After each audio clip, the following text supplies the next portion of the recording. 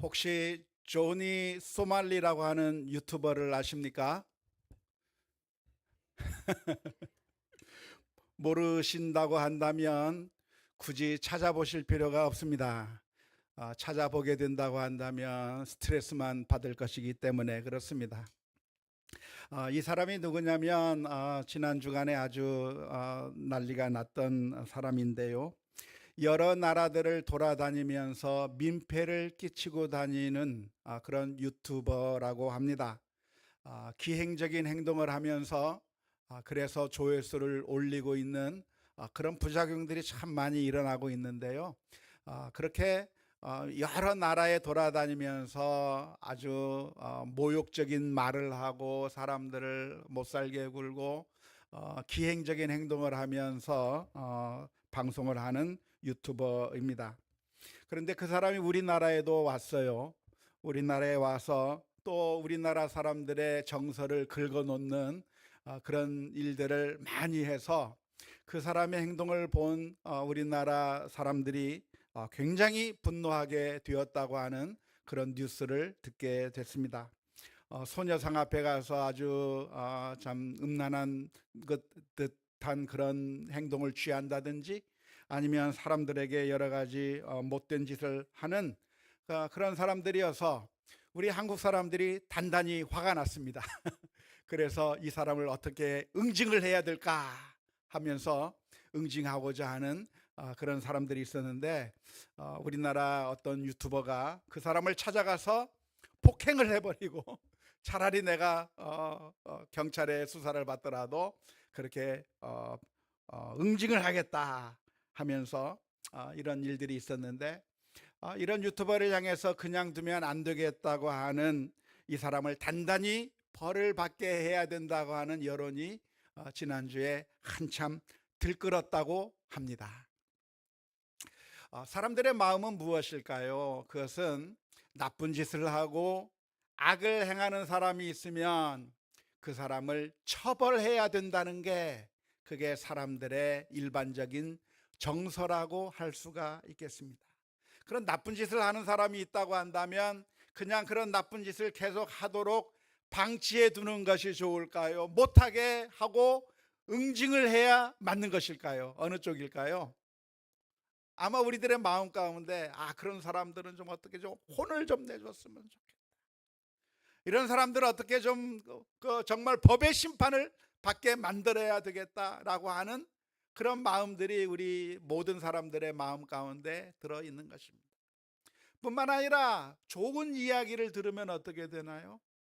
어떤 사람이 정말 마음 따뜻하게 정말 어려운 사람을 도와주었다든지 어떤 가게 하는 사람이 배고픈 소녀에게 어린 아이들에게 공짜로 짜장면을 대접하고 아니면 피자를 대접했다고 하는 이야기를 들으면 수많은 우리나라 사람들이 어떻게 해요? 돈줄을 좀 내주자. 그 가게에 가서 주문해주고 그 사람을 어떻게 하면 보상을 해줄까? 그렇게 사람들의 여론들이 악을 행한 사람에게는 응징을 하고 싶은 마음, 그러나 정말 착하고 선한 사람들에게는 어떻게 해서든 보상해주고 싶은 마음들이 드는 게 자연스러운 우리 사람들의 마음이라고 하겠습니다. 이런 마음들이 우리들에게 있는 이유가 무엇이겠습니까? 그것은 바로 우리가 하나님의 형상으로 지음을 받은 사람들이기 때문에 그렇습니다. 하나님께서 우리를 만들 때 하나님의 형상을 따라 만들었기 때문에 우리들의 심성 가운데 하나님의 품성이 닮아 있는 거예요. 하나님의 마음이 닮아 있는 겁니다. 그래서 하나님의 마음을 닮아서 나쁜 짓을 하는 사람을 보면 그러면 혼내줘야 되고 싶은 그런 마음, 어떻게 하면 정의를 이룰까 하는 그런 간절한 마음들이 있는 것이죠. 만일 악을 행하는 사람들이 있는데 그 악을 행하는 사람들이 아무런 처벌을 받지 않고 계속해서 활개치고 다니는 사람들이 있다고 한다면 그 사회는 괜찮은 사회라고 할 수 있을까요? 살기 좋은 곳이라고 말할 수 있을까요? 그렇지 못한 것이죠. 어쩌면 우리나라는 참 살기 좋은 나라라고 말할 수 있는데 그만큼 범죄가 없고 사람들이 안전하게 살 수 있기 때문에, 악을 행하는 그런 나쁜 사람들이 없기 때문에 그만큼 우리나라가 살기 좋은 나라가 아닐까 싶습니다. 그런데 세계에 보면 그렇지 못한 나라들이 너무나도 많아요.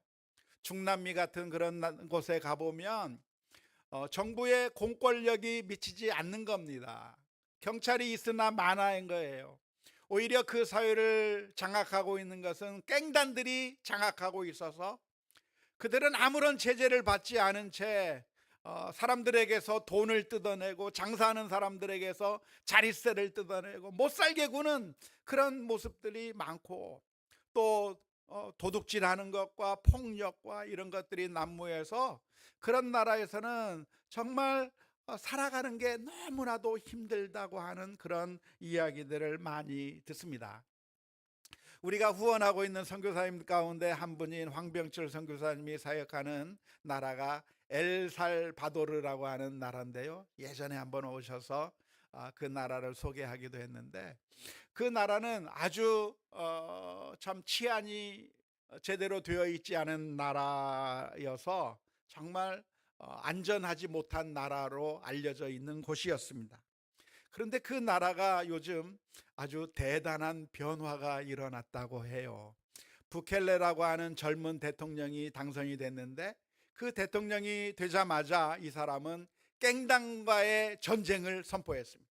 갱단을 소탕해야 되겠다 해서 수많은 경찰력을 동원해서 갱단들을 다 잡아가두고, 갱단을 소탕하기 위해서 마을 전체를 보위하면서 장갑차를 동원해서 다 잡아들여서 몇만 명이나 되는 사람들을 그렇게 감옥 속에 집어넣은 결과 나라가 안전해졌다고 그래요. 정말 좋은 나라가 됐다고 그래요. 이제는 살기 좋은 나라, 이제는 안전한 나라, 이제는 마음 편하게 장사할 수 있는 그런 좋은 나라가 되었다고 하는 그런 뉴스가 들리고, 그래서 나중에 대통령 선거를 재선하게 됐는데, 사실 그 나라는 연임이 불가능한 나라인데 재선이 됐어요. 편법을 써가지고. 그래서 그 사람이 80%가 넘는 어마어마한 득표를 얻으면서 재선하게 됐는데, 왜 이렇게 됐는가? 사람들이 너무나도 열광하는 겁니다. 악한 사람들을 응징하는 그 대통령을 간절히 소망하고 있으면서, 그래서 그 나라가 정말 좋은 나라가 되었다라고 하는 것이죠. 사람들은 어떤 나라를 원하는가? 선을 행한 사람이 있으면 보상을 받고, 악을 행하는 사람이 있다고 한다면 응징을 당하는, 그래서 정의가 이루어지는 세상을 사람들이 간절히 원하는 것이죠. 우리가 창세기 말씀을 읽다 보면, 우리가 지난 시간에 홍수의 이야기를 다루었는데요, 우리가 이 홍수의 이야기를 읽을 때 기억해야 될 것은 바로 이 점입니다. 우리가 그냥 막연히 하나님께서 홍수를 동원하셔서 그래서 이 세상에 있는 모든 인류들을 다 죽게 만드셨다, 이 세상의 모든 것들을 다 쓸어버렸다고 하는 이야기를 들을 때 사람들의 마음 가운데는 질문이 생기는 겁니다. 하나님이 이거 너무한 거 아니야? 하나님이 어떻게 이 세상을 다 쓸어버리지? 모든 사람들을 왜 죽여버리지? 왜 하나님께서 만드신 이 세상을 이렇게 무참히 멸절시키고 마는가? 수많은 사람들이 질문을 던지게 될 겁니다. 하지만 우리가 기억해야 될 것이 있다고 한다면, 하나님이 그냥 아무렇게나 이 세상을 쓸어버린 것이 아니라 이 세상 사람들의 악이 너무나도 많고 많아서 참고 또 참고 또 참고 또 참고 또 참다가, 한 번 두 번이 아니라 정말 오랫동안 참다가, 어마어마하게 참다가 이제는 더 이상 참을 수 없는 상태가 되었을 때 하나님께서는 온 세상을 물로 심판하셨다고 하는 이야기가 홍수의 이야기인 것이죠. 그것을 먼저 기억했으면 좋겠고요. 오늘 우리가 읽은 창세기 9장의 말씀은 바로 그 홍수 이야기 다음에 나오는 이야기입니다. 홍수로 인해서 온 인류가 다 사라져 버렸고 이제 남아있는 가정은 노아와 그의 식구들만 살아남게 되었을 때, 하나님께서는 이 노아의 가족들을 향해서 무슨 말씀을 해 주셨습니까? 하나님께서 이 노아의 가족을 향해서 해 주신 말씀이 창세기 9장 1절 말씀에 기록되어 있습니다. 하나님이 노아와 그의 아들들에게 복을 주시며 그들에게 이르시되 생육하고 번성하여 땅에 충만하라. 정말 소수만 남았는데 그 소수만 남은 노아의 가족을 향해서 하나님께 해주신 말씀이 생육하고 번성하며 땅에 충만하라고 말씀해 주신 것이죠. 이 말씀은 예전에 한번 하신 적이 있죠? 기억이 안 납니까? 한번 하신 적이 있어요. 언제 했죠? 천지 창조하셨을 때. 하나님께서 천지를 창조하신 다음에 남자와 여자를 만드시고 아담과 하와를 만드시고 그 아담과 하와를 향해서 하셨던 말씀이 이런 말씀이에요. 창세기 1장 28절 말씀에 기록되어 있는 것이죠. 하나님이 그들에게 복을 주시며 하나님이 그들에게 이르시되 생육하고 번성하여 땅에 충만하라. 땅을 정복하라. 바다의 물고기와 하늘의 새와 땅에 움직이는 모든 생물을 다스리라 하시니라. 그렇게 기록되어 있는 것이죠. 그러니까 하나님께서 천지를 만드신 다음에 아담과 하와에게 이 세상에서 생육하고 번성하며 온 세상을 정복하는 그런 놀라운 사명을 주셨는데 그 사명이 진행되다가 망가져 버렸단 말이에요. 그 사명이 잘 진행되다가 죄를 지어서 이 세상이 망가져 버렸단 말이죠. 그런데 그 사명을 다시 노아에게 이야기를 해주는 겁니다. 어쩌면 재창조라고 할 수 있을 것 같아요. 하나님께서 원래 창조하셨던 그 원창조의 세계가 완전히 무너진 다음에 이제 노아와 그 가족들을 통해서 제2의 창조, 재창조를 하고 있는 그 말씀을 하고 있는 것이라고 볼 수가 있는 것이죠. 그러면서 아담과 하와에게 말씀하셨던 것처럼 노아의 가족들에게 생육하고 번성하며 땅을 정복하라고 말씀해 주셨으니까 노아와 그 가족들은 어떻게 하면 되겠습니까? 그대로 하면 되는 거죠. 생육하고 번성하면 되는 겁니다. 잘 살면 되는 겁니다. 예전에 실패를 반면교사 삼아서 아담과 하와가 실패했던 그 실패를 반면교사로 삼고 또 노아 시대 때 사람들이 죄악을 저질름으로 말미암아 멸망당했던 것을 반면교사로 삼아서 이제는 하나님의 뜻에 순종하면서 잘 살면 되는 거예요. 그렇게 잘 살면 되는데 노아와 그 가족들의 마음 가운데 한 가지 걱정거리가 있었을 거라고 생각이 듭니다. 그 한 가지 걱정거리가 뭘까요? 그것은 그런데 우리가 살다가 하나님께서 또 홍수로 또 멸망시키면 어떡하지? 라고 하는 그런 걱정이 그들의 마음 가운데 있었을 겁니다. 사람이라고 하는 것은 어떤 사람들인가? 늘 넘어지는 사람들이잖아요. 늘 실패하는 사람들이란 말이에요. 늘 죄를 짓는 사람들이란 말이죠. 그래서 이 사람들이 노아와 그의 가족들이 생육하고 번성하는 가운데 또 죄를 짓고 또 하나님의 마음을 아프게 하고 악한 모습을 보인다고 한다면 하나님께서 또 이 세상을 심판하면 어떻게 하나라고 하는 걱정, 그런 염려가 이들의 마음 가운데 있었을 겁니다.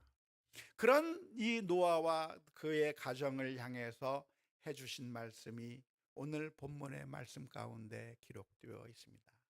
하나님께서 노아와 그 가족들에게 하신 말씀이 있는데요, 약속의 말씀을 하나 해주셨습니다. 그 약속의 말씀이 오늘 읽은 9장 11절 말씀에 기록되어 있습니다.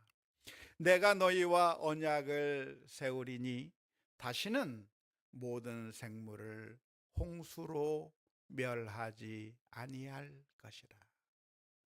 땅을 멸할 홍수가 다시 있지 아니할 것이라고 말씀해 주셨습니다. 한번 크게 물난리를 겪었던 노아와 그 가정을 향해서 약속해 주시는 말씀이 걱정하지 마라. 이제는 더 이상 홍수가 없을 거라고 말씀해 주신 것이죠. 이상하죠? 홍수가 있어요, 없어요? 그런데 그 이후에 홍수가 계속 있단 말이에요.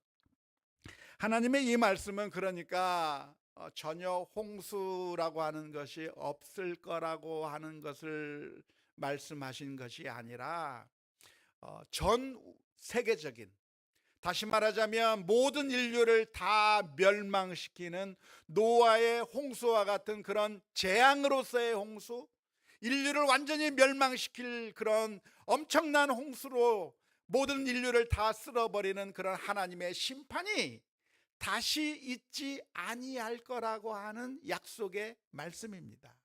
물론 약간의 홍수들이 있을 수 있어요. 그리고 그 홍수 때문에 수많은 사람들이 어려움을 겪습니다. 매년 우리는 홍수의 이야기를 듣는데요. 금년에도 얼마나 많은 홍수가 있었습니까? 그래도 금년에는 우리나라에 큰 홍수는 없었던 것 같아요. 하지만 지구상에 여러 가지 홍수들이 닥쳤습니다.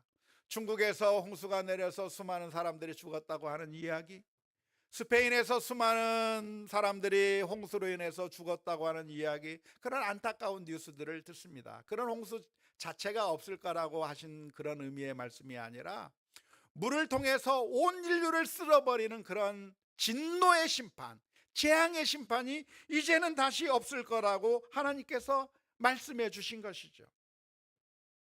그런데 이렇게 다시는 이런 진노의 심판이 없을 거라고 말씀해 주시는 그 이유가 무엇이겠습니까? 그것은 그러니까 우리 사람들이 더 이상 죄를 안 짓게 된다고 하는 말일까요? 더 이상 진노를 받을 만큼 악한 일을 하지 않게 되기 때문에 이제는 정신 차리고 잘 살아서, 그래서 더 이상 진노의 심판을 내릴 필요가 없어졌기 때문에 이런 말씀을 하시는 것일까요? 정반대입니다. 그렇지 않습니다. 창세기 8장 21절 말씀에 보면 이렇게 하나님께서 말씀하십니다. 여호와께서 그 향기를 받으시고, 노아가 드린 제사죠, 노아가 드린 제사의 그 향기를 받으시고 그 중심에 이르시되, 내가 다시는 사람으로 말미암아 땅을 저주하지 아니하리니 이는 사람의 마음이 계획하는 바가 어려서부터 악함이라. 내가 전에 행한 것 같이 모든 생물을 다시 멸하지 아니하실 거라고 기록하고 있는 것입니다.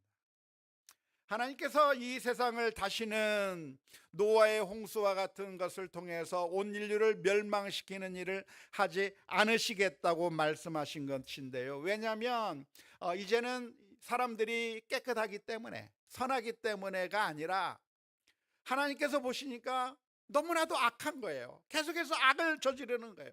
분명히 또 악을 저지를 게 분명해요. 사람들의 마음이 죄성이 가득 차서 늘 악한 일을 행하는 모습들이 계속 있는 겁니다. 그래서 그 악한 모습을 보고 또 멸망시키고, 또 악한 모습을 보고 또 멸망시키면 어떻게 돼요? 인류가 살아남을 수가 없단 말이에요. 그러니까 하나님께서 어떻게 하시겠는가? 그냥 불쌍히 여기셔서 이제는 더 이상 이 세상을 심판하지 아니하시겠다, 악을 행하지만 심판하지 아니하시고 그냥 놔두겠다고 하는 것이 오늘 이 노아를 향해서 들려주시는 하나님의 약속인 것이죠. 이제는 괜찮아졌죠? 괜찮아졌습니까? 괜찮아지지 않았습니까? 괜찮아지지 않았어요. 처음에 제가 말씀드린 것처럼 악은 징벌하는 것이 마땅하고 선은 보상해 주는 것이 마땅한 것이죠. 그런데 하나님께서 결정한 게 무엇이냐면, 악을 저지르는 사람들이 있어도 이제는 심판하지 않겠다고 하신 거예요. 그러면 뭐가 문제가 됩니까? 정의가 문제가 되는 거예요. 악을 행하고 나쁜 짓을 하는데도 그들을 심판하지 않으면 정의가 문제가 되는 것이죠. 근데 그 정의를 이루기 위해서 사람들을 심판해 버리면, 그러면 살아남을 사람이 한 사람도 없는 것이죠. 이게 우리들의 딜레마입니다. 우리의 딜레마는 무엇입니까? 정의와 자비 중에서 둘 중에 하나를 선택해야 되는데, 이걸 선택하면, 정의를 선택하면 자비가 문제가 되고, 자비를 선택하면 정의를 이루지 못한다고 하는 게 문제가 생기는 것이죠. 만일 우리가 아무런 죄를 짓지 않는다고 한다면 문제 자체가 없을 겁니다. 하지만 우리의 문제는 무엇이냐면 이미 엎어져 버렸어요. 이미 문제가 생겨버렸어요. 이미 죄악을 저지르고 있어요. 이미 악한 사람들이 있어요.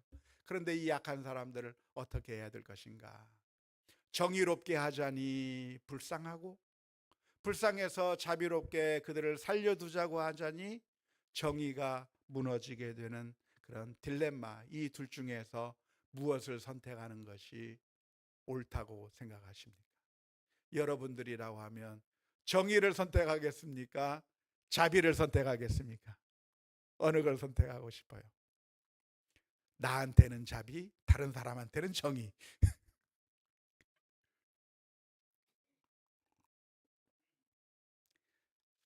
하나님께서 이 딜레마를 어떻게 하셨는가?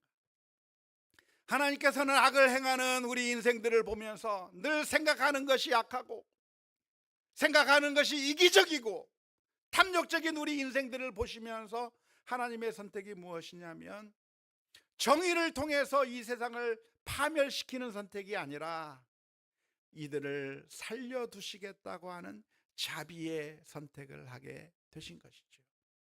그러면 당장 문제가 발생하는 겁니다. 무슨 문제가 발생하는가? 정의가 이루어지지 않는다고 하는데 문제가 있는 것이죠.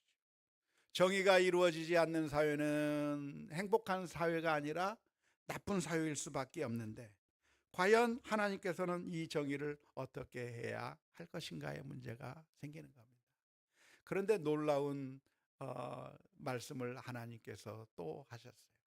내가 이 세상을 물로 다시는 심판하지 아니하겠다고 말씀하시면서, 그렇게 내가 심판하지 않는다고 하는 것을 보여주는 상징으로 무지개를 보여주신 거예요. 이때 무지개가 생겼다고 하는 것이 아니라, 이 무지개를 보면서 하나님께서는 이 세상을 다시는 심판하시고 재앙을 내리시지 않는다고 하는 그것을 기억나게 하신다고 하는 그런 의미인데요. 무지개 하면 우리는 무엇을 생각해야 할까요? 무지개를 하나님께서는 왜 기억하라고, 무지개를 보면서 하나님의 그 용서, 하나님의 자비하심을 기억하라고 말씀하신 이유가 무엇이겠습니까? 그것은, 이 무지개라고 하는 것은 화를 의미하기 때문에 그렇습니다. 히브리어로 케셰트라고 하는 단어가 있는데요, 그게 무지개라고 하는 말이에요. 그런데 이 케셰트라고 하는 이 히브리어 단어는 사실 무지개라고 하는 말이기 이전에 활이라고 하는 단어예요. 그러니까 하나님께서 활을 하늘에 두셨다. 활을 하나님께서 하늘에 두셨는데, 그런데 그 활을 어떻게 두셨는가? 어디를 향해서 두고 있어요? 하늘을 향해서 활을 놓으셨어요. 인생들이 죄악을 저지르고 악을 행했을 때 그 인생들을 향하여 심판하는 화살, 그래서 그 활을 남겨서 그 악을 행한 사람들을 죽이는 활이 아니라 그 활을 거꾸로 하늘을 향해서 놓으신 거예요. 하늘을 향해서 그 활을 놓게 하심으로 말미암아 이 세상 사람들을 죽이지 아니하고 대신 어떻게 하시겠다? 저 하늘을 향해서 하나님 자신을 향한 심판의 그 응징을 하시겠다고 하는 표시로 무지개를 보여주시는 것이죠. 하나님의 약속은 무엇인가? 사람이 악을 행했을 때 이 세상 사람들을 더 이상 심판하지 않으셨다고 했는데, 그것은 옳지 않은 거예요. 정의롭지 못한 거예요. 응징해야만 당연한 거죠. 응징을 해야 정의가 이루어지는 겁니다. 그런데 그 응징을 어떻게 하는가?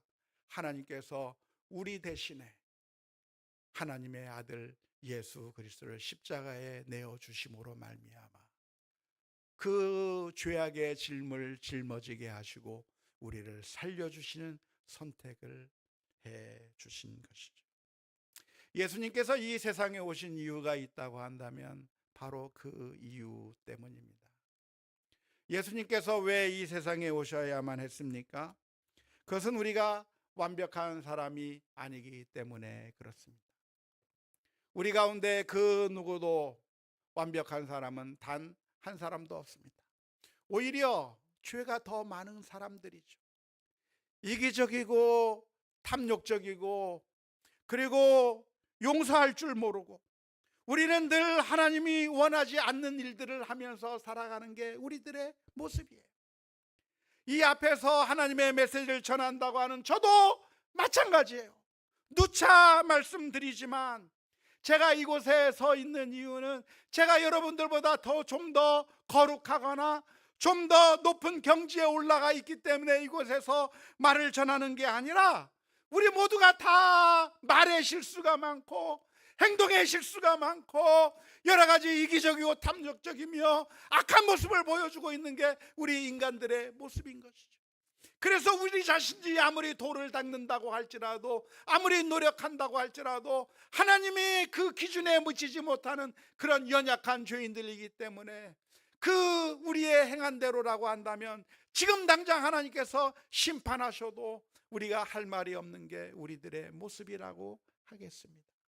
하지만 놀라운 것은 우리 하나님께서 우리의 모습을 보고 이제는 심판하지 아니하시겠다 말씀하시며 너희의 죄의 그 악한 모습을 보고 우리를 멸망시키지 않으시겠다고 말씀하시며 그 심판을 하늘을 향해서 놓으시고 우리가 짊어져야 될 죄의 무거운 짐을 예수 그리스도께서 십자가 위에서 지시고 죽으심으로 말미암아 우리를 건져 주신 줄로 믿습니다.